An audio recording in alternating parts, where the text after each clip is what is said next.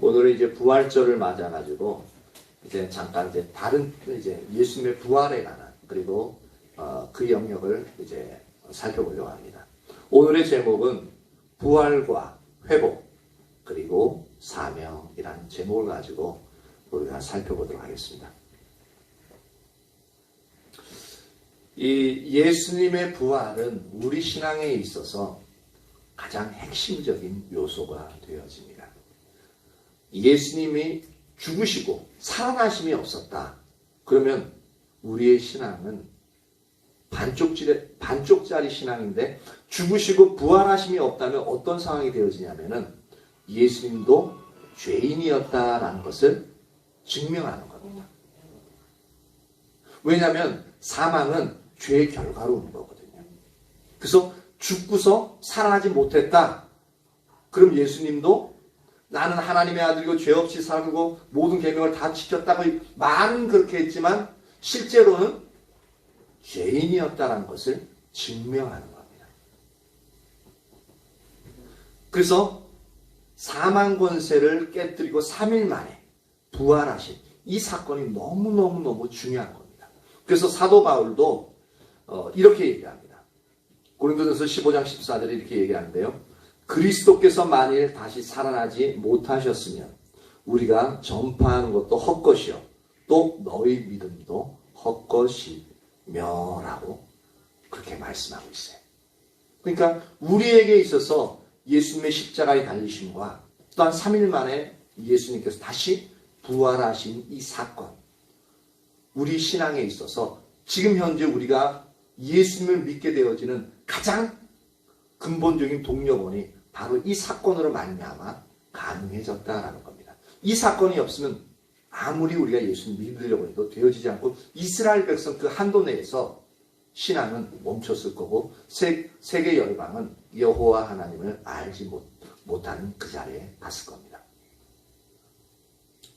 너무너무 감사한 일이죠. 그래서 예수님 오늘은 이제 부활절만 살펴봤던 게 예수님이 부활하신 어떻게 부활하시고 그런 영역들을 살펴봤는데 그래서 이번 주에 준비하면서 어떤 말씀을 전하지 하고 막 고민하면서 월요일 날부터 고민하고 막 하여튼 일주일 시작하면 그것부터 고민하는 거예요.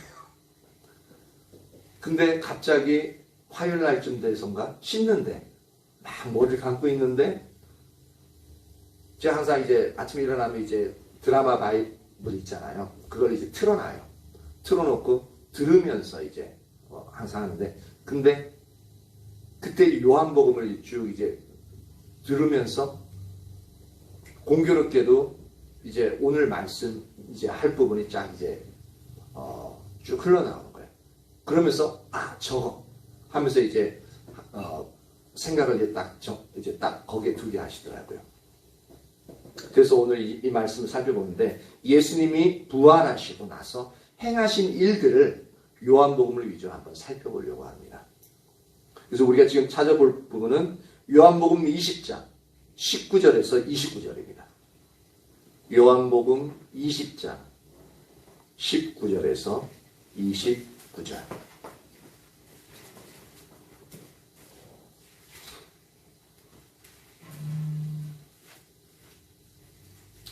요한복음 20장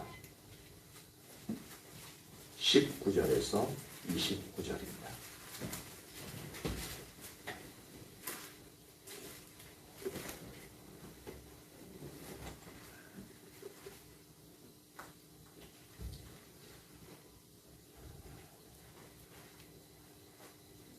조금 길긴 한데 서로 교독하도록 하죠. 19절 저부터 먼저 읽겠습니다. 이날 곧 안식 후 첫날 저녁 때에 제자들이 유대인들을 두려워하여 모인 곳의 문들을 닫았더니 예수께서 오사 가운데 서서 이르시되 너희에게 평강이 있을지어다.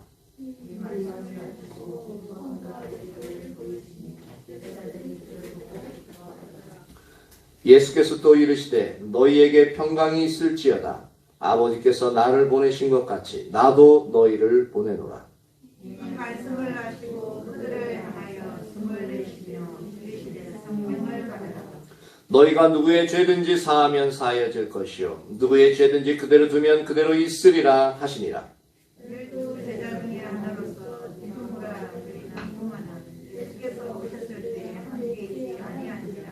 다른 제자들이 그에게 이르되 우리가 주를 보았노라 하니 도마가 이르되 내가 그의 손에 못자국을 보며 내 손가락을 그 못자국에 넣으며 내 손을 그 옆구리에 넣어보지 않고서는 믿지 아니하겠노라 하니라. 그들을 붙잡아서 제자들이 다시 안에 있을 때에 도마도 함께 있고 문들이 닫혔는데 예수께서 오사 가운데 서서 이르시되 너희에게 평강이 있을지어다 하시고 도마에게 이르시되 내 손가락을 이리 내밀어 내 손을 보고 내 손을 내밀어 내 옆구리에 넣어보라. 그리하여 믿음 없는 자가 되지 말고 믿는 자가 되라. 도마가 대답하여 이르되 나의 주님이시오 나의 하나님이시니라. 다 같이 예수께서 이르시되 너는 나를 본고로 믿느냐 보지 못하고 믿는 자들은 복되도다 하시니라. 아멘. 이 말씀을 통해서 한 인물에 주목하고자 합니다. 그래서 첫 번째, 예수님이 부활하시고 나서 하신 그 첫 번째 일 중에 하나가 뭐냐면 바로 우리가 흔히 말하죠. 요 도마에다 수식어를 항상 붙이죠. 의심 많은 도마라는 이제 수식어를 붙이는데 이 도마의 회복이라는 부분을 첫 번째로 살펴보려고 합니다. 그러니까 예수님이 이제 도마를 이제 회복시키는 영역부터 먼저 하는데 그래서 이 부분에 있어서 키워드를 뭘로 잡느냐면 믿음 없는 자가 되지 말고 믿는 자가 되라 라고 이제 27절에 얘기하는데 그 부분을 이제 키워드로 잡으려고 합니다. 이건 우리 읽은 부분을 갖다가 좀 이제 설명하면서 쭉 넘어가려고 하는데 19절부터 먼저 봅니다. 이날 곧 안식 후 첫날 저녁 때에 예수님이 항상 부활하신 난 다음에는 항상 언제 나타나시냐면 안식일날 나타나지 않으셔요. 항상 안식일 후 첫날, 즉 오늘날 주일날에 항상 나타나요. 그래서 주일은 다름이 아니라 주님의 날이잖아요. 그렇죠? 희한하게 의도하신 것 같이 꼭 그렇게 이제 안식 후 첫날에 나타나는데 이게 바로 이제 첫 번째 12제자들이 첫 번째 나타난 이제 사건인데요. 요 전에 이제 막달라 마리아에게 먼저 이제 무덤에서 막 하염없이 울고 있으니까 그래서 그때 예수님이 한번 딱 나타나셨죠. 그날도 물론 이제 부활하신 날이니까 이제 주일날이었는데 제자들에게도 이 주일날 저녁에 이거는 이제 막달라 마리아는 새벽에 이제 만난 거고 저녁에 이제 예수님이 제자들이 모였을 때 이제 나타나시는데요. 유대인들을 두려워하여 모인 곳에 문들을 닫았더니 그러니까 문들이라는 거 보니까 대문 하나만 닫은 게 아니라 뭐 닫을 수 있는 문은 다 닫은 것 같아요. 왜냐하면은 두려우니까. 분명히 아침에 새벽에 예수님이 살아났다고 막달라 마리아 통해서 얘기를 들었거든요. 근데 그게 믿어지겠냐고요. 잘못 봤겠지. 왜냐하면 자기들 눈으로 잡혀가서 십자가에 달려서 6시간 동안 예수님이 못 박혀서 고통받고 나서 죽으시는 걸 보고 그 다음에 이제 무덤에 이제 안치되는 걸 보고 불까지 인공되는까지 다 봤는데 그것도 한 사람의 말만 가지고 믿을 수 있겠느냐라는 거죠. 그러니까 혼란 가운데 있는 거예요. 상당한 혼란 가운데 있어요. 그러니까 잡혀가서 예수님처럼 죽을까봐 이제 모든 문들을 닫고 있는 거죠. 그런데 갑자기 어느 순간 예수님이 짠 하고 나타난 거예요. 이게 귀신이지 이게 사람이겠냐고요. 그렇잖아요. 갑자기 여기 있는데 돌아가신 분이 갑자기 제가 설교하고 있는데 바로 앞에서 짠 하고 갑자기 나타나고 제가 안 놀라겠냐고요. 그렇잖아요. 마찬가지예요. 12제자 모여있는데 갑자기 예수님이 짠 하고 나타났어요. 나타나시면서 하시는 말씀이 너희에게 평강이 있을지어다. 그러니까 얼마나 두려워 떨고 있으면은 나타나시자마자 첫 번째 단어가 너희에게 평강이 있을지어다 라고 말씀하고 있는 거예요.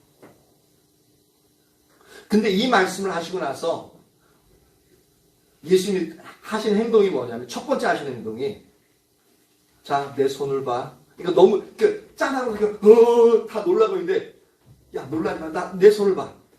그러니까 못 잡은 난 구멍이 있잖아요.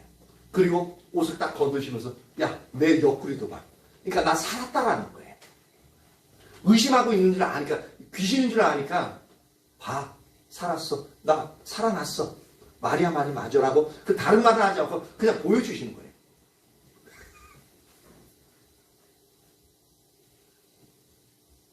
그러니까 아, 마리아 말이 맞았구나. 그러니까 기뻐하는 거예요. 기뻐하면서 이제 예수님 다시 한번 말씀하십니다. 21절에 평강이 있을지어다. 그래도 여전히 두려움이 엄습하고 있기 때문에 다시 그 마음을 위로하시면서 평강이 있을지어다. 그러시면서 중요한 말을 하십니다. 아버지께서 나를 보내신 것 같이 나도 너희를 보내노라. 지금 두려움에 떨고 있는 사람들의 사역에 관한 말씀을 하고 있어요. 요 부분은 좀 이따 살펴볼 거고요. 이 말씀을 하시고 그들을 향하여 숨을 내쉬며 이르되 성령을 받으라 라고 말씀하고 있습니다. 요 자리에 모여있던 사람들에게 있어서 우리는 먼저 예수님을 믿으면 어떤 현상이 일어나면 첫 번째는 성령님이 내주하시게 되어집니다.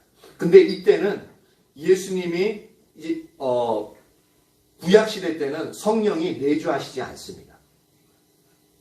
왜냐하면 죄의 문제가 해결되어지지 않기 때문에 내주하시지 않고 항상 성경에 보면은 항상 그 머리 위에 함께 하시더라라는 표현을 씁니다. 그러니까 그와 함께 하시는 거지 성령님이 우리 안에 지금 현재 계시는 것처럼 구약시대 때는 내주하시지 않았습니다. 마찬가지로 예수님의 제자들에게도 지금 성령님이 함께 하실 수는 있는데 내주하시지는 않았거든요. 근데 예수님이 부활하시자마자 오셔서 하신 것 중에 하나가 뭐냐면 성령, 숨을 내쉬시면서 성령을 받으라 하면서 이렇게 불어내시는 거예요. 근데 그 순간 성령님이 그곳에 있는 제자들에게 다 이제 내주하시는 그러한 일들이 일어나는 거죠. 그런데 이 상황을 보면 우리가 딱 한 가지를 우리가 비슷한 상황을 떠올릴 수 있습니다. 뭐냐면 창세기 2장 7절에 보면은 여호와 하나님이 땅의 흙으로 사람을 지시고 생기를 그 코에 불어넣으시니 사람이 생명이 되니라. 땅의 흙으로 사람 모양을 만들어요. 대충. 그리고 나서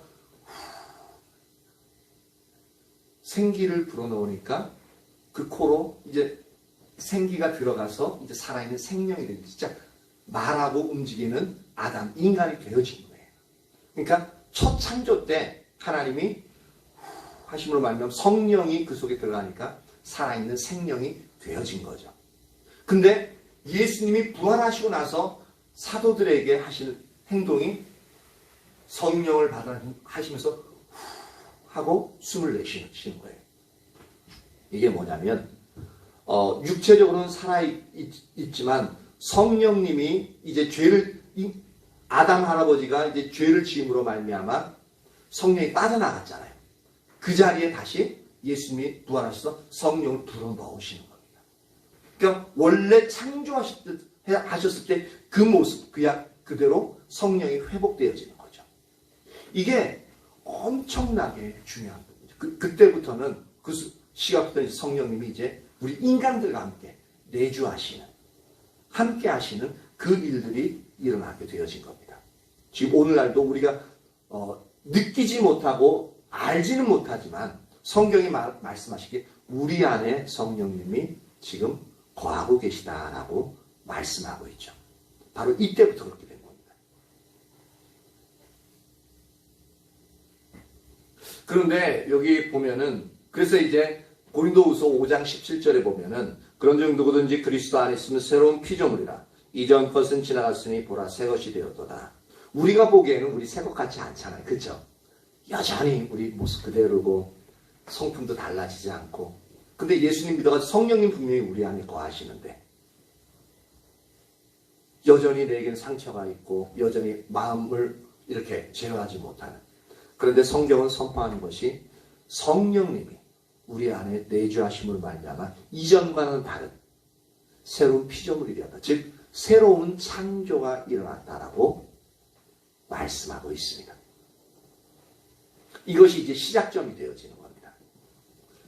마찬가지로 제자들에게 성령님을 불어넣으시고 성령님이 내주하게 되어지시는데 이때 특별한 성령님 내주하시는 상황인데도 아주 특별한 상황인데도 제자들의 마음, 심령의 상태는 특별히 달라지는 게 없는 거예요. 왜 달라졌다면 오순절날 보면은 상당히 놀랍게 성령이 강력하게 임하시고 그러니까 성령의 감동에 의해서 충만해가지고 베드로가 일어나가지고 막 설교하고 거기 모인 120문도가 다 일어나가지고 예수님 하나님의 크신 일들을 막 각자 방언에 따라 각자 지역 언어에 따라서 막 외국어로 막 얘기하잖아요. 그렇죠? 이런 일들이 안 일어나요. 그러니까 오늘날 우리에게 일어나는 부분하고 비슷한 거죠. 그러니까 성령의 내주가 임할 때에 이제 어떤 성령의 능력과 함께 임함으로 말미암아 큰 현상들이 나타날 수도 있는데, 근데 이런 일이 없을 수도 있다는 것을 우리가 이제 알 수 있는 거죠. 그러면서 23절에 너희가 누구의 죄든지 사하면 사해질 것이요 누구의 죄든지 그대로 두면 그대로 있으리라. 근데 이게 사도들에게 이제 성령을 주시면서 하시는 말씀이 너희가 누구의 죄든지 사하면 용서해 주면은 그 죄가 없어지고 너희가 그 죄를 그냥 놔두면은 그 사람 죄 용서 못 받고 그대로 있는다. 이게 우리가 문자적으로 보면은 상당히 와 대단한 권세가 사도들에게 주어졌고 그래서 로마 카톨릭에서는 어떻게 해요? 죄 용서, 죄 사함의 권세가 이것 때문에 이 구절들 때문에 교황에게 있고 그리고 사제에게 있어요. 그래서 사제들에게 가서 이제 왜 밀실에 들어가서 고백하는 거 있잖아요. 그럼 뭐라 그러더라? 고해성사. 고해성사. 그래서 얼굴 보면 민망하니까 이제 망 같은 거 쳐놓고 이제 딱 이제 들어가면 이제 신부님 옆에 앉고 그다음에 이제 고해성사 할 사람 옆에 앉고 그래서 문 쫙 올리고 예 어떤 일로 오셨습니까? 예 제가 이러이러한 죄를 지었습니다. 그러면 이제 죄 용서 받는 부분에 대해서 어떤 일들을 하십시오. 그러고 나서 당신의 죄를 사합니다. 이제 그런 식으로 하거든요. 왜냐하면 이런 부분들 때문에. 근데 이 부분은 그 영역이 아니라 왜냐하면 그 영역이 아닐 수밖에 없는 게 뭐냐면 인간은요 근본적으로 죄를 용서할 수 있는 존재가 아닙니다. 왜냐하면 죄의 용서는요 오직 하나님만이 하시는데 죄 없으신 분만이 용서할 수 있어요. 죄인은 죄인을 용서할 수 없습니다. 용납할 수는 있어요. 그러니까 다른 사람이 나에게 지은 죄에 대해서 그 부분에 대해서 용서하고 용납할 수 있는데 그렇다고 해서 그 사람 죄가 없어진 게 아니에요. 두 사람의 관계는 회복되어질 수 있지만 근본적인 죄의 문제는 절대로 인간이 인간의 죄를 용서할 수 없습니다. 근데 유일하게 인간이었던 분이 죄를 용서하신 분이 있죠. 왜냐하면 그분은 예수님은 한 번도 죄를 지은 적이 없기 때문에 가능하고 그분은 또한 동시에 하나님이었기 때문에 가능했습니다. 근데 우리는 근본적으로 죄악 중에 태어났고 죄를 지으면서 살아왔기 때문에 우리가 여기 있는 것처럼 죄를 용서할 수 있는 권한이 없어요. 그럼 이건 뭐냐? 이거는 21절을 토대로 해서 살펴봐야 됩니다. 21절이 뭐냐면 아까 얘기했죠. 아버지께서 나를 보내신 것 같이 나도 너희를 보내리라 라고 말씀하셨죠. 즉 사역에 대해서 얘기하는 거예요. 즉 복음을 전하는 거예요. 예수님의 죽으심과 살아나심. 그 부분을 이제 하는 일에 있어서 그렇게 복음을 전하게 될 텐데 그래서 복음을 전하는 현장에서 너희가 죄를 사하면 사해질 것이요 너희가 죄를 그만두면 그대로 두면 그대로 있으리라 하는 말은 뭐냐면 예수님을 전함으로 말미암아 상대방이 예수님을 받아들여 믿음으로. 그러면 어떻게 되어져요? 이전에 있던 과거와 현재 미래의 죄가 그 순간 예수를 믿음으로 말미암아 온전히 용서함을 받죠. 바로 그 영역을 말하는 겁니다. 그런데 우리가 그렇게 복음을 전하면서 회개하고 돌이키면 당신의 모든 죄가 용서받았음을 선포합니다. 라고 하고 그 사람을 기도해 주잖아요. 바로 그 영역이에요. 그런데 만약에 제자들이 복음을 전하지 않아요. 그리고 또한 두 번째 경우는 뭐냐면 복음을 전했는데 상대방이 받아들이지 않아요. 그럼 계속 붙잡고 아니야 예수님 믿어야 돼. 믿어야 죄 용서를 받을 수 있어. 그렇게 하지 계속하면서 상대방 화내잖아요. 그러니까 한 번이라도 받아들이지 않으면 그냥 이제 어떻게 합니까? 그 사람을 떠나서 다른 사람에게 복음을 전하게끔 되어지잖아요. 그렇죠? 그러면 이 상황을 보고서 너희가 그 부분에서 그대로 두면 죄도 용서받지 못하는 그 영역을 말하고 있는 겁니다. 그러니까 우리가 성경을 읽을 때 하나님이 하신 말씀의 의도대로 그대로 받아들이지 않으면 우리가 인간적으로 잘못되게 문자 그대로 또는 이제 문자 그대로 받아들이되 그 문자 그대로 의도하는 바대로 이렇게 두 가지 한껏 이게 온전한 이제 목적을 하나님의 의도를 가지고 받아들여야 되는데 그렇지 않으니까 잘못되게 이제 우리가 적용하게끔 되어지는 거죠. 그래서 잘못된 이제 일들을 하게끔 되어지는 거고요. 그래서 이 일들을 이야기하시는 거고요. 근데 지금 이제 서로를 이제 얘기했지만, 근데 지금 여기서 얘기하고자 하는 건 뭐냐면 예수님의 부활로 말미암아 도마를 회복시키는 영역을 이제 얘기하는데요. 이 24절에 보면 12 중에 하나인 이 디두모라 하는 도마는 예수님이 오셨을 때 처음에 오셨을 때 같이 있지 않았어요. 그러니까 근데 그러다가 이제 도마가 예수님이 떠나시고 난 다음에 이제 도마가 그러니까 뭐 주일날 저녁에 오진 않았던 것 같아요. 그 다음 날이나 그러니까 그때 왔던 것 같은데 오니까 다른 제자들이 야 진짜 주님이 살아나셨어. 말씀에 그렇게 살아나시겠다고 약속하셨고 했는데 진짜로 어제 안식일 다음날 예수님이 살아나셨어. 우리가 그 손에 못자국과 옆구리에 창자국 다 봤어. 근데 도마는 싸늘하게 대답하죠. 아니 난 믿지 못하겠어. 내 눈으로 예수님의 손바닥에 못자국과 한술 더 떠요. 그 못자국의 구멍에 손가락을 좀 집어넣어보고 옆에 창자, 옆구리 창자에 내 손을 넣어봐야 내가 믿을 거야. 그래서 붙은 이름, 그 수식어가 의심 많은 도마예요. 근데요, 이거는 단순히 도마가 의심 많은 게 아닙니다. 왜냐하면 12제자들도 못 믿었잖아요. 다른 제자들. 예수님 분명히 살아나시겠다고 분명히 말씀하셨죠. 사흘 만에 내가 성전을 다시 일으키리라. 분명히 예언하셨어요. 여러 가지로 예언하셨어요. 그리고 막달라 마리아가 예수님 살아나셨어. 라고 얘기했음에도 불구하고 다른 제자들 전혀 믿지 않았습니다. 똑같아요, 도마랑. 근데 도마는 다른 제자들하고 약간 다른 부분이 있죠. 죽었던 사람이 분명히 내 눈을 보고서 내 눈으로 죽는 걸 봤는데 살아났다고 그러니까 자기 눈을 못 봤으니까 당연히 선뜻 받아들이지 못하는 건 인간적으로는 당연해요. 그리고 혼란스러운 건 당연해요. 근데 제자들은 난 못 믿겠어. 그런 얘기는 성경에 보니까 하지 않았던 것 같아요. 근데 유독 도마만이 내가 그 손가락에다 넣어보고 옆구리 만져봐야 알겠다. 난 믿지 못하겠다고. 그 입술의 말로 강력하게 예수님의 살아나심에 대한 불신을 선포하고 있는 것을 볼 수가 있습니다.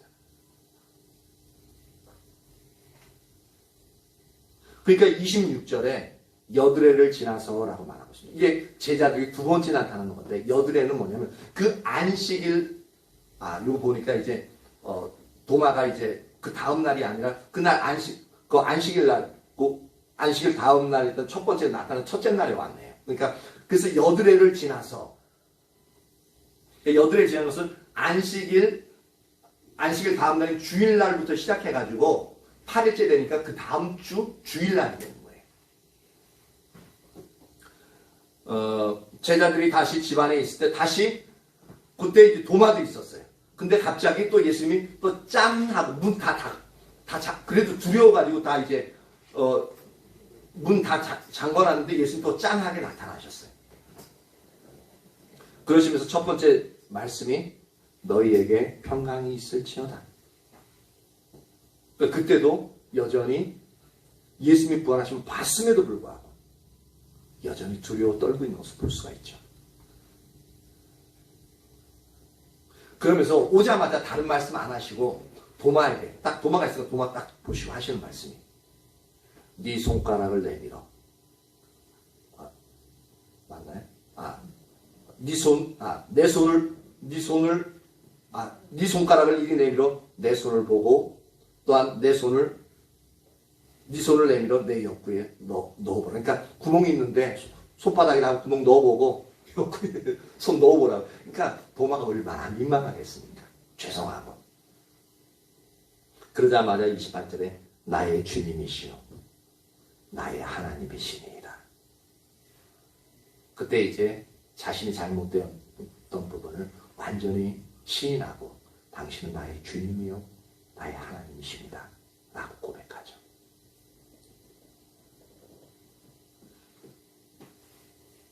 그런데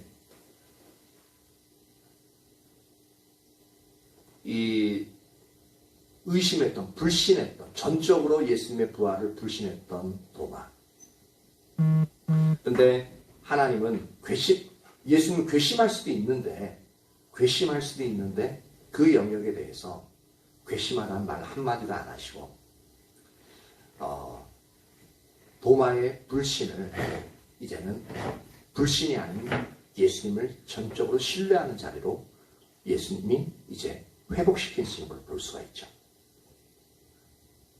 그러므로 너는 나를 본고로 믿느냐 보지 못하고 믿는 자들은 복되도다.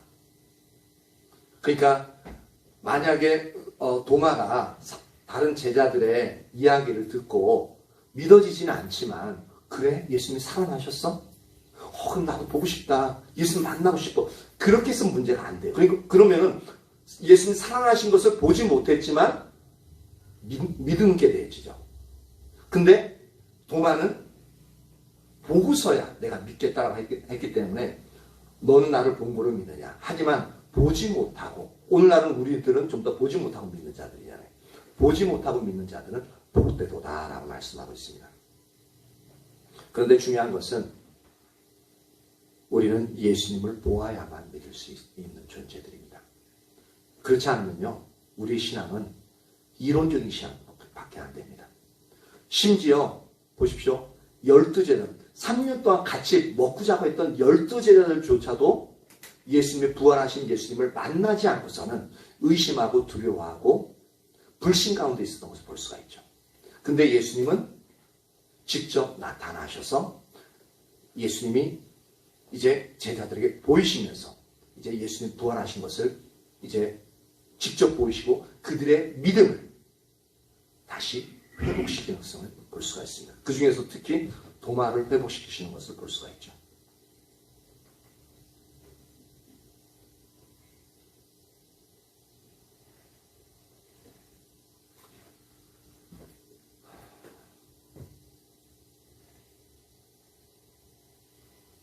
그리고 두 번째는 이제 예수님이 이제 부활하시고 나서 이제 가장 중요한 인물 중에 하나인 사도 베드로를 이제 회복시키시는 그 영역을 살펴보려고 합니다. 요한복음 21장으로 넘어갑니다. 21장 15절에서 17절.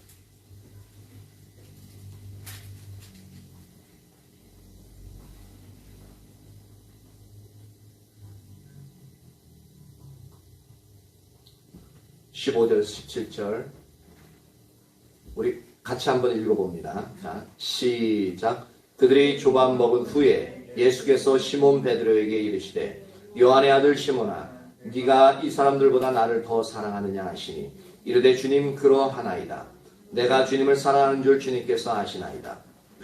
이르시되 내 어린 양을 먹이라 하시고 또 두 번째 이르시되 요한의 아들 시몬아 내가 나를 사랑하느냐 하시니 이르되 주님 그러하나이다. 내가 주님을 사랑하는 줄 주님께서 아시나이다.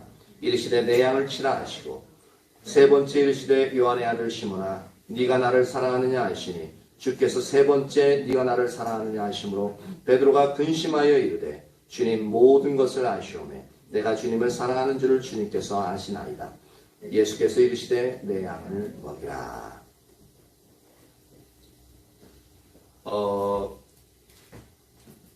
성경에 보면 베드로를 만나시는, 그러니까 제자들을 만나는, 이때가 뭐냐면 제자들에게 세 번째 나타나신 이제 사건이 되어집니다. 세 번째 나타나셔서는, 두 번째 나타나셔서는 도마를 회복시키셨고요. 의심 많은, 불신했던 도마를 회복시키셨고, 세 번째 나타나서는 침체에 빠져있는 베드로를 회복시키신 것을 볼 수가 있습니다. 예수님은 이제 네가 나를 사랑하느냐라는 세 번의 질문으로 베드로가 예수님을 부인함으로 말미암아 이렇게 죄책감과 좌절감 속에 빠져있던 그 베드로를 회복시키시는 것을 볼 수 있습니다. 근데 재밌는 것은 예수님도 어떻게 보면 짓궂다라는 표현을 쓸 수 있는데 베드로가 몇 번 예수님을 부인하죠? 세 번 부인하죠. 첫 번째는 그냥 부인해요. 나 예수님 몰라. 근데 두 번째는 그 일이 있을 때 어떻게 되냐면 맹세하며 진짜 예수 저 인간 몰라. 그런 얘기예요. 근데 세 번째는 뭐냐면 저주하며 맹세하고 부인했다고 표현하고 있습니다. 저주했다는 거 어떤 겁니까? 하여튼 좀 입에 담기 좀 안 좋은 소리. 그러니까 두려움이 휩싸여가지고 어떻게 보면 욕했을 수도 있어요. 그건 성경에 안 나와요. 근데 저주했다는 표현이 있으니까 어떻게 저주했는지 모르겠지만 하여튼 예수님을 그렇게 사랑한다고 고백했던 자가 예수님을 어떻게 저주하면서 맹세하고 그리고 부인했던 베드로예요. 근데 예수님이 나타나서 베드로에게 질문하시는데 세 번을 질문하시는데 세 번을 질문하신 강도도 다 달라요. 보세요. 15절 중간쯤 보면 이렇게 되어 있죠. 요한의 아들 시몬아 네가 이 사람들보다 나를 더 사랑하느냐라고 말씀하시고 있습니다.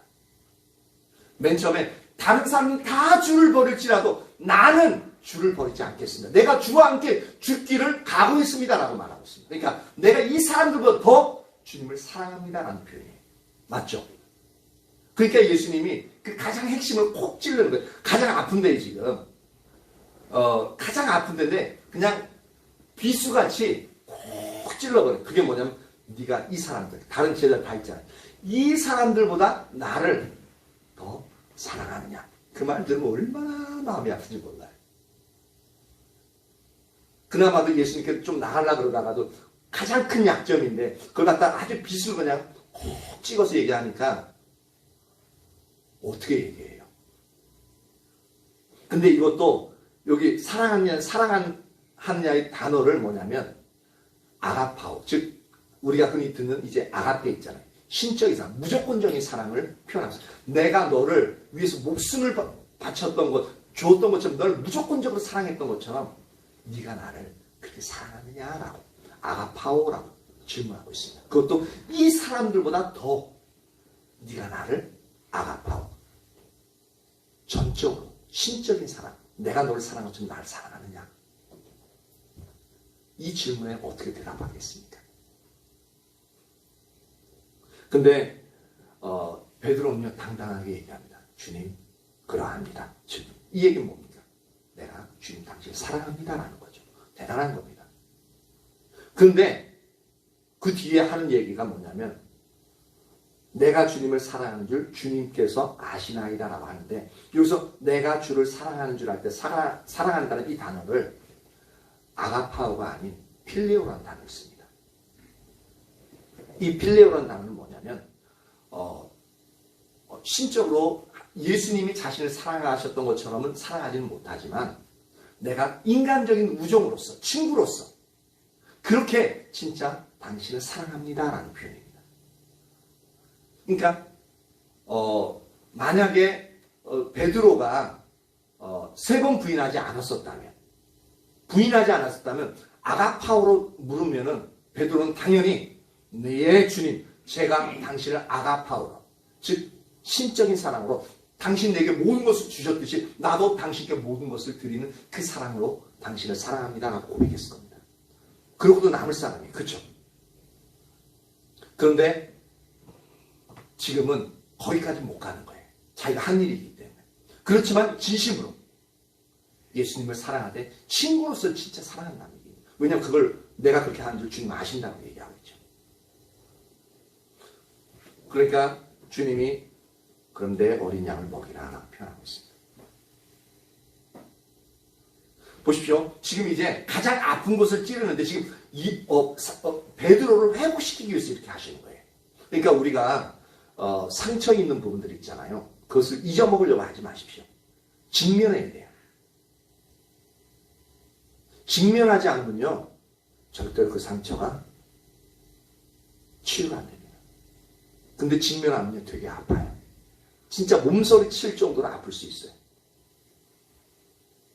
근데 치유의 방식, 우리 내면적인 상처의 치유 방식은 직면하는 겁니다. 근데 뭐에 대해서 직면하냐면 하나님의 그 사랑을 놓고 그 사랑 앞에서 하나님의 사랑 앞에서 직면해야 되는 겁니다. 지금 그렇게 치유하고 있습니다. 보십시오. 그리고 두 번째, 예수님이 다시 한번 물어봅니다. 약간 이제 첫 번째보다 강도가 좀 낮춰졌습니다. 네가 나를 사랑하느냐? 단지 이것만 묻습니다. 근데 이때 두 번째 질문에도 사랑하느냐라고 할 때 이것도 아가파오라고 질문하고 있습니다. 내가 너에게 그렇게 내가 너를 사랑하듯이 신적인 그 사랑으로 네가 나를 사랑하느냐라고 물어보고 있습니다. 그러니까 그때도 베드로는 다시 아주 담대하게 주님 그러합니다 라고 시인합니다. 예, 제가 주님 사랑합니다. 근데 거기 그 다음에도 단서를 달아요. 내가 주님을 사랑하는 줄 주께서 아시나이다. 아까하고 똑같은 대답인데 여기도 필레오라는 단어를 씁니다. 예, 제가 진짜 주님을 사랑합니다. 하지만 저는 당신을 아가파오가 아닌 필레오로서 진짜 인간적으로 그렇게 누구보다도 당신을 사랑합니다 라고 그렇게 고백합니다.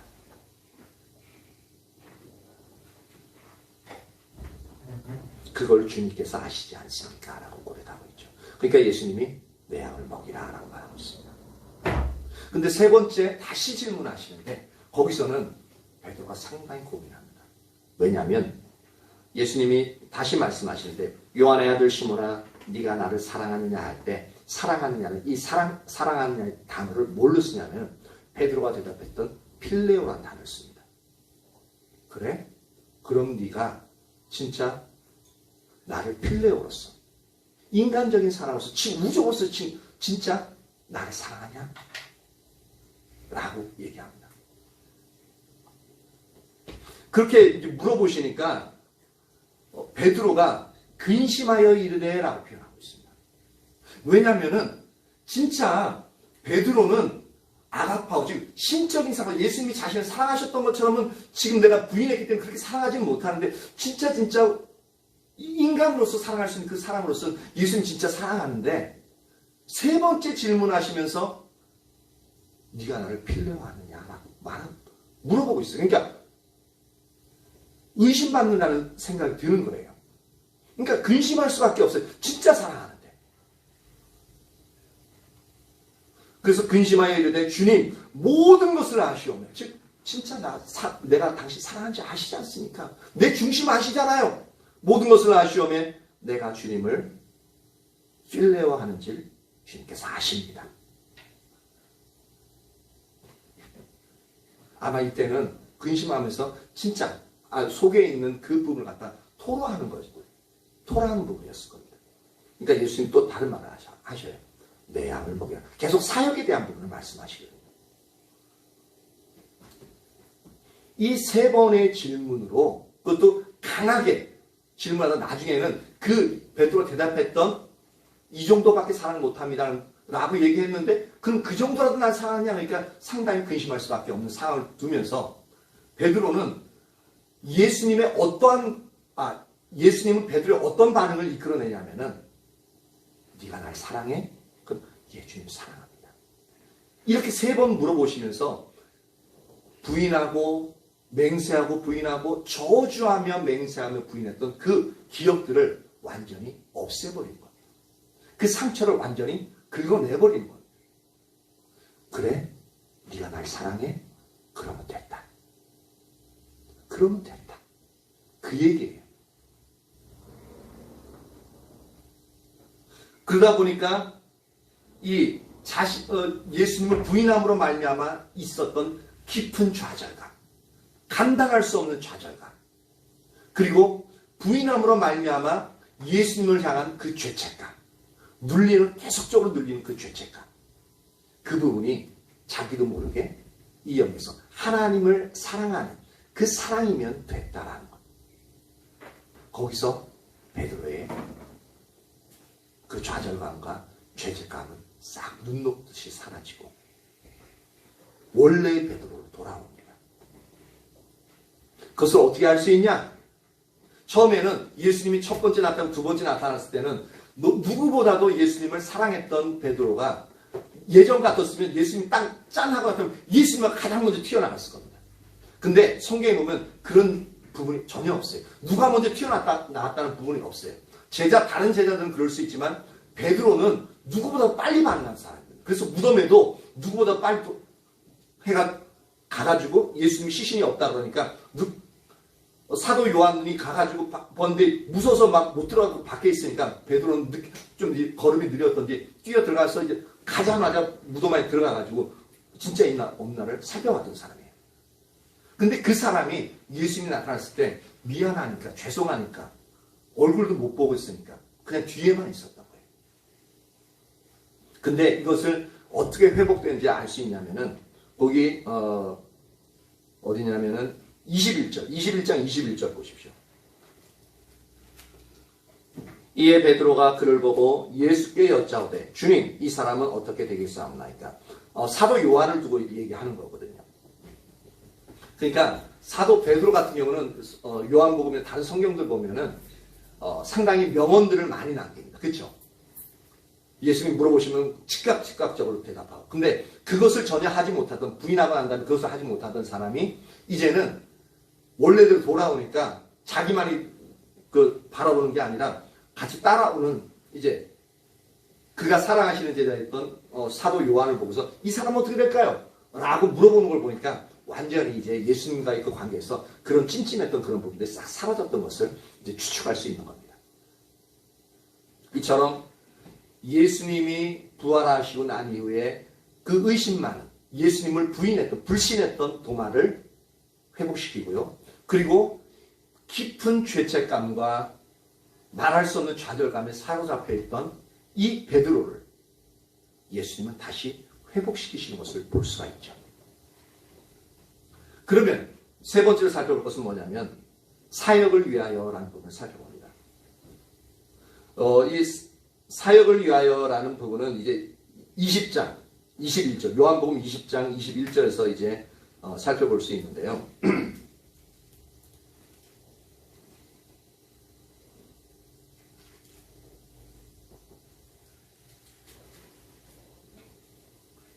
(20장 21절) 봅니다. 이 부분은 이제 키워드를 이렇게 나도 너희를 보내노라라는 단어를 잡을 수 있는데 21절 보면 예수께서 또 이르시되 너희에게 평강이 있을지어다. 아버지께서 나를 보내신 것 같이 나도 너희를 보내노라. 즉 예수님이 이렇게 제자들을 두려움에 떨고 있고 다른 제자들이 두려움에 떨었잖아요. 그죠? 두려움에 떨고 있고 그 다음 도마는 불신 가운데 있고 베드로는 깊은 좌절감과 죄책감 가운데 있던 이 사람들을 회복시키시는 이유가 뭐냐면 바로 21절 때문인 거예요. 아버지께서 나를 보내신 것처럼 나도 너희를 보내노라. 이 복음을 전하러 보내야 되는데 근데 이런 불신을 가지고 그리고 두려움을 가지고 또한 죄책감 그리고 좌절감을 가지고 예수님을 온전히 전할 수 없습니다. 못 전해요. 그렇기 때문에 예수님은 이들을 먼저 회복시키는 게 필요했던 거예요. 그러면서 예수님이 하시는 말씀이 회복시킬 뿐만 아니라 예수님은 이제 승천하시면서 이제 어떤 말을 이제 하시냐면 너희가 몇 날이 못 되어 이제 성령을 받게 될 때 아버지의 약속하신 걸 받을 때까지 그렇게 기다리라는 말씀을 하십니다.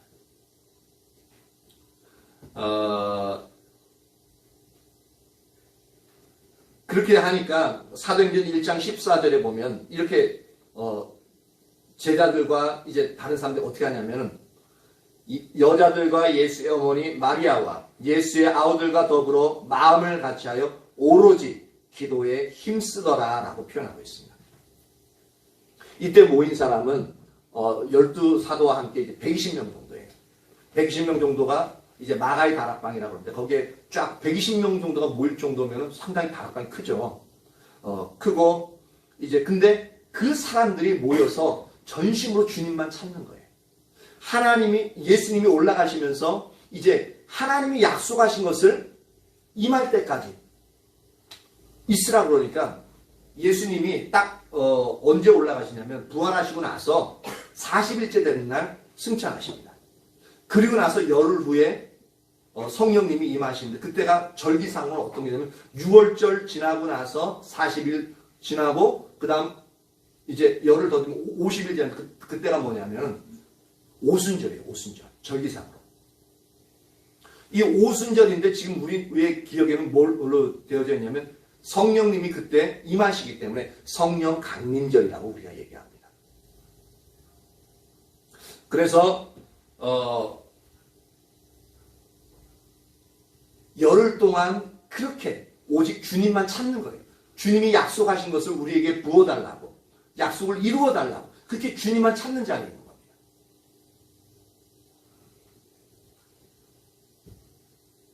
그래서 그때 성령이 불러서 강력하게 이제 120문도에게 임하게끔 되어지죠. 그리고 나서 그때는 이제 성령의 내주하심과 동시에 성령의 강력하게 충만함이 동시에 일어났습니다. 그래서 이들을 통해서 이제 120문도를 통해서 어떻게 합니까? 복음을 전하게끔 되어지고 복음이 온 세계 열방으로 퍼져나와서 오늘날 우리에게까지 그 복음이 증거되어서 오늘 우리가 예수의 이름으로 예배를 드리게 되어지는 놀라운 일들이 일어난 거죠. 이게 바로 예수님이 부활하시고 나서 사도들을 회복시키시고 그리고 그분이 이제 사역을 이제 행해 나가시는 그 일들을 하고 있습니다. 그러면은 오늘날 이제 우리 네 번째로 살펴볼 것은 뭐냐면 우리에게 있어서 예수님의 부활과 회복과 사역은 어떤 의미가 있느냐라는 겁니다. 우리에게 있어서 부활하신 예수님은 오늘날 우리에게도 다가오셔서 부활절을 통해 예수님 당신의 부활을 우리에게 증거하시고 있잖아요. 그죠? 하지만 2000년 전과 같이 여전히 교회 안에는 우리에게 도마처럼 예수님의 부활을 불신하는 자가 있습니다. 또한 부활하신 예수님을 믿지만 우리의 상처로 인해서 베드로처럼 예수님과의 친밀함을 잃어버린 또한 자들도 있습니다. 2000년 전에는 부활하신 예수님이 직접 혼란에 빠져있는 제자들을 찾아가셔서 회복시켜 주셨잖아요. 근데 그때는 그럴 수밖에 없었어요. 근데 오늘날에는 가만히 있는 상처받고 시대에 빠지고 믿음이 없어서 그냥 이렇게 있는 자에게 그냥 그저 2000년 전처럼 사도들이 찾아가셨던 것처럼 그렇게 찾아오시지 않습니다. 성경에는 어떻게 이야기하고 있냐면 우리가 그분을 찾아야 될 것을 먼저 말씀하고 있습니다.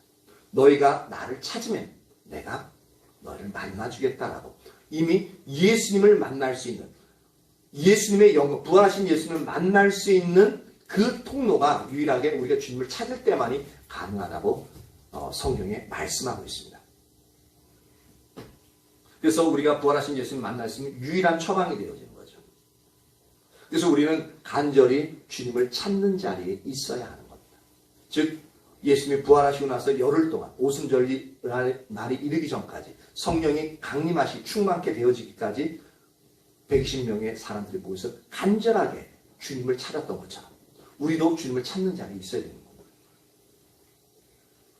이것이 없이는 우리가 부활하신 하나님의 영광, 주님의 영광을 볼 수가 없음을 분명히 알아야 됩니다. 부활하신 주님을 만나야 우리 마음속에 있는 불신이 사라지고요. 부활하신 주님을 만나야 우리 속에 있는 그 상처가 또한 우리에게서 사라지고요.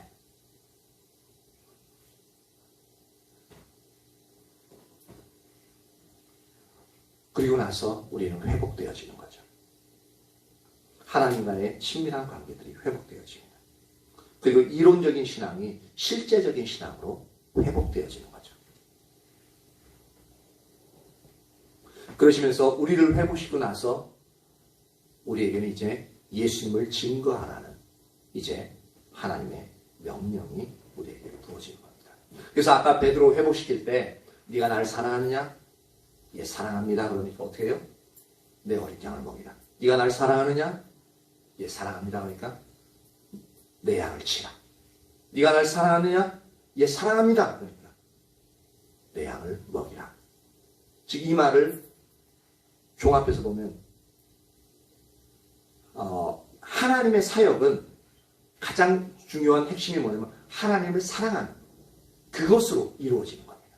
하나님을 사랑하는 자만이 하나님의 영혼들을 붙여주실 때 그 영혼들을 먹일 수 있고 그 영혼들을 주님께로 이끌어갈 수 있다는 겁니다.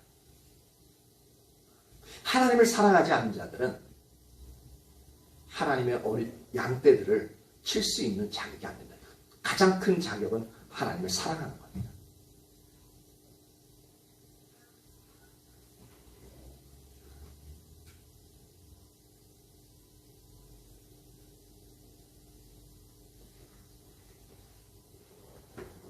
그래서 우리의 삶 가운데서도 주님을 사랑하는 자리에 머물러 있기 위해서 지속적으로 주님을 찾아야 돼요. 그래서 요한복음 15장 4절에 보면 그렇게 친밀한 관계 가운데 있을 때에 너희가 스스로 열매를 맺는다라는 표현을 쓰고 있습니다. 우리가 주님과의 친밀한 관계 가운데 있으면 주님의 성령이 우리 안에 충만케 되어지고 그리고 우리 안에 기쁨과 즐거움, 주님의 위로가 충만하기 때문에 다른 사람들이 우리를 보고 느끼는 거예요. 아, 이 사람은 뭔가 다르다라는. 그리고 우리가 말하는 하나하나를 청종하게끔 되어지는 거죠. 우리 가운데, 우리 중심 가운데 변화가 일어나니까.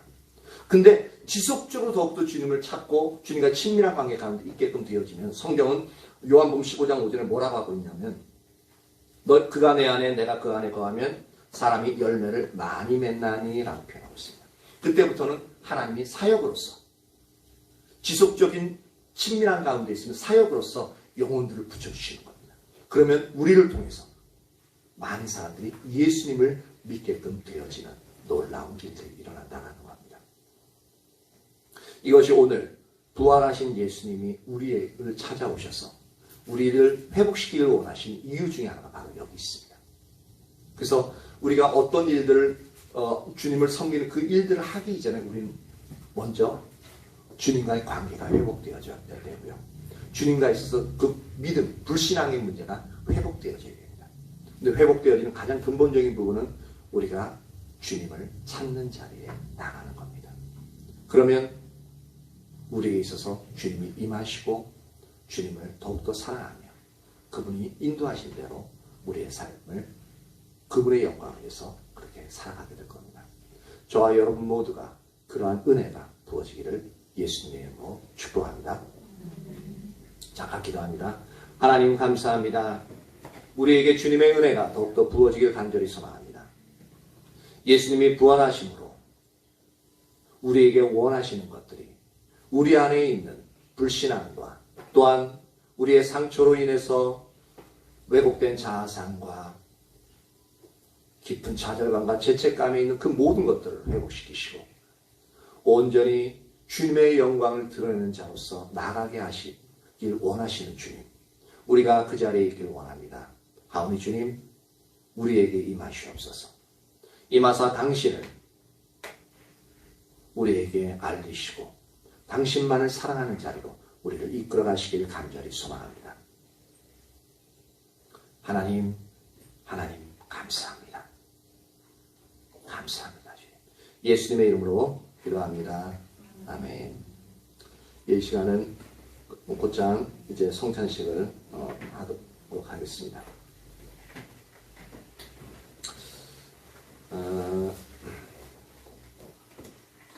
예, 신용희 권사님 앞에 좀 나와 계시고요. 작은 통.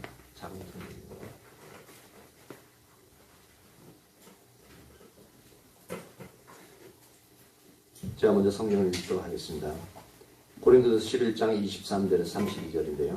내가 너에게 전한 것은 주께 받은 것이니 곧 주 예수께서 잡히시던 밤에 떡을 가지사 축사하시고 떼어 이르시되 이것은 너희를 위하는 내 몸이니 이것을 행하여 나를 기념하라 하시고 식후에 또한 그와 같이 잔을 가지시고 이르시되 이 잔은 내 피로 세운 새 언약이니 이것을 행하여 마실 때마다 나를 기념하라 하셨으니 너희가 이 떡을 먹으며 이 잔을 마실 때마다 주의 죽으심을 그가 오실 때까지 전하는 것이니라. 그러므로 누구든지 주의 떡이나 잔을 합당하지 않게 먹고 마시는 자는 주의 몸과 피에 대하여 죄를 짓는 것이니라. 사람이 자기를 살피고 그 후에야 이 떡을 먹고 이 잔을 마실지니 주의 몸을 분별하지 못하고 먹고 마시는 자는 자기의 죄를 먹고 마시는 것이니라. 그러므로 너희 중에 약한 자와 병든 자가 많고 잠자는 자도 적지 아니하니 우리가 우리를 살폈으면 판단을 받지 아니하려니와 우리가 판단을 받는 것은 주께 징계를 받는 것이니 이는 우리로 세상과 함께 정죄함을 받지 않게 하시리라. 이 예식은 우리 주 예수 그리스도께서 친히 세우사 우리를 기념하여 그의 재림하시기까지 그의 죽으심을 기억나게 하는 예식입니다. 그리스도 예수 안에서 거룩하심을 입은 성도 한 분 한 분 모두가 하나님께서 자기 백성에게 힘을 주사 죄를 사하게 하며 모든 고난에서 우리를 경고케 하심과 우리를 굳세게 함으로 책임을 감당하게 하며 사랑과 열심으로 우리를 감화하여 마음의 평안과 소망을 확신케 하는데 무한한 유익이 되는 것으로 믿고 있습니다. 그래서 이 예식은 예수님을 믿음으로 거룩하게 된 자들만 떡과 잔을 받는 것이요 또한 그리스도인이라 할지라도 양심의 가책을 느끼는 이는 스스로 삼가하는 것이 옳을 것입니다. 그래서 주 예수 그리스도께서 잡히시는 날 밤 떡을 가지사 축사하시고 제자들에게 떼어주셨습니다. 주의 분부하심을 따라 나도 이제 여러분들에게 이 떡을 나누어 드리고자 합니다. 그래서 십자가를 묵상하며 거룩히 이 성찬에 참여하시기를 바랍니다. 이제 다 같이 기도드리겠습니다. 이것은 너희를 위하는 내 몸이니 이것을 행하여 나를 기념하라 하신 주님. 이제 우리가 주님의 뜻을 받들어 이 거룩한 성찬에 참여하고자 하오니 우리에게 긍휼을 베푸사 떡을 나눌 때 주님의 몸을 대함같이 신령한 은혜가 넘치게 하시고 참여하는 자들에게는 생명의 능력을 확신케 하는 거룩한 떡이 되게 하옵소서. 예수님의 이름으로 기도합니다. 아멘. 사랑의 좀 나와서 반주해 주시고요.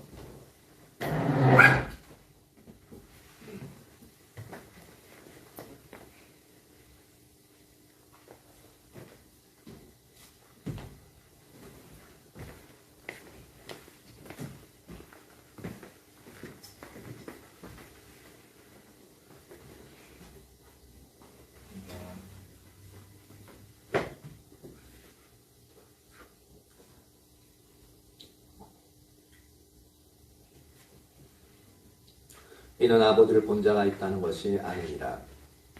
오직 하나님께서 온 자만 아버지를 보았느니라.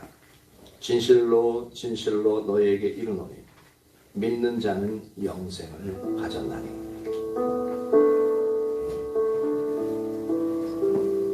우리가 전한 것을 누가 믿었느냐? 여호와의 팔이 누구에게 나타났느냐? 그는 주 앞에서 자라나기를 연한 순 같고 마른 땅에서 나온 뿌리 같다. 고운 모양도 없고 풍채도 없은즉 우리가 보기에 흠모할 만한 아름다운 것이 없도다. 그는 멸시를 받아 사람들에게 버림을 받았으며 간고를 많이 겪었으며 질고를 하는 자라 마치 사람들이 그에게서 얼굴을 가리는 것 같이 멸시를 당하였고 우리도 그를 귀히 여기지 아니하였도다. 그는 실로 우리의 질고를 지고 우리의 슬픔을 당하였구나. 우리는 생각하기를 그는 징벌을 받아 하나님께 맞으며 고난을 당한다 하였구나. 그가 찔림은 우리의 허물 때문이요 그가 상함은 우리의 죄악 때문이라. 그가 징계를 받음으로 우리는 평화를 누리고 그가 채찍에 맞음으로 우리는 나음을 받았도다. 우리는 다 양 같아서 그릇 행하여 각기 제 길로 갔거늘 여호와께서는 우리 모두의 죄악을 그에게 담당시키셨도다.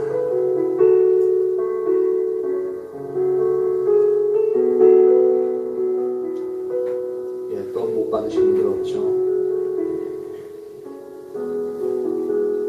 우리 주님께서 식후에 잔을 가지사 축사하신 후에 제자들에게 주시며 가라사대 이 잔은 나의 피로 세운 새 언약이니 이것을 행하여 마실 때마다 나를 기념하라고 하셨습니다. 우리가 이 시간 이 잔을 대할 때에 주님의 생명과 더 연합하는 복된 시간이 될 수 있기를 바랍니다. 이제 함께 기도드리겠습니다. 내 살을 먹고 내 피를 마시는 자는 영생을 가졌고 마지막 날에 내가 그를 다시 살리리라고 말씀하신 주님, 이제 이 잔을 통하여 우리가 주님의 사랑을 누리고 이 피에 참여함으로 생명을 누리고자 하오니 이 예식을 통하여 더욱 큰 은총을 힘있게 하여 주옵소서. 사람이 자기를 살피고 그 후에야 이 떡을 먹고 이 잔을 마실지니 주의 몸을 분별치 못하고 먹고 마시는 자는 자기의 죄를 먹고 마시는 것이라고 말씀하셨사오니 우리를 이러한 죄악에서 지키시오며 더욱 새 힘을 얻어 주의 죽으심을 오실 때까지 증거하는 하나님의 사람들이 되게 하여 주옵소서. 예수님의 이름으로 기도드립니다. 아멘.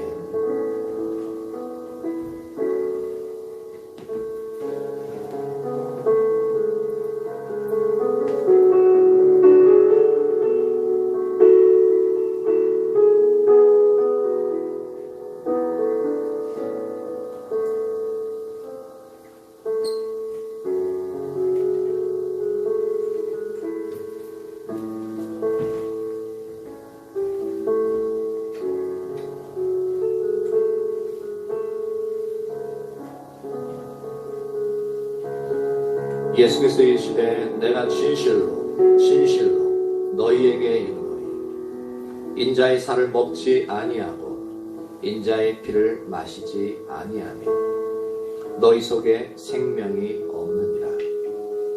내 살을 먹고 내 피를 마시는 자는 생명을 가졌고 마지막 날에 내가 그를 다시 살리리라. 내 살은 참된 양식이요 내 피는 참된 물이라.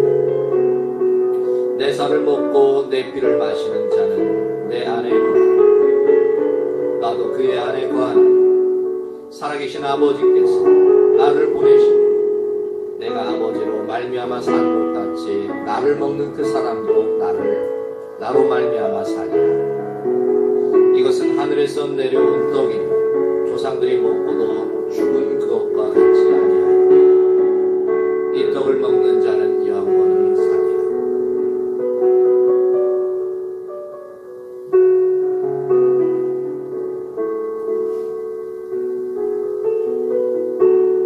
그들이 먹을 때에 예수께서 떡을 가지사 축복하시고 떼어 제자들에게 주시며 이르시되 받아서 먹으라. 이것은 내 몸이니라 하시고 또 잔을 가지사 감사기도 하시고 그들에게 주시며 이르시되 너희가 다 이것을 마시라. 이것은 죄사함을 얻게 하려고 많은 사람을 위하여 흘리는 바 나의 피 언약의 피니라.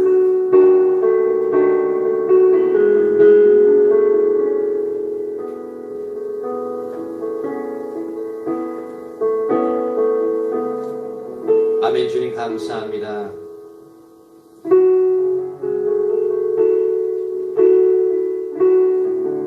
우리가 성찬에 참여함으로 주님이 오실 때까지 주의 죽으심을 전하는 것이라고 하셨사오죠. 우리가 그 의미를 새기고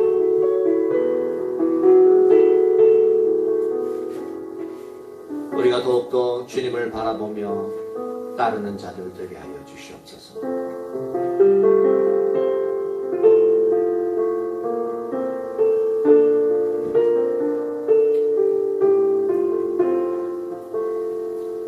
이제는 우리 주 예수 그리스도의 은혜와 하나님 아버지의 무한하신 그 사랑과 성령님의 내주하시며 교제에 교통하시며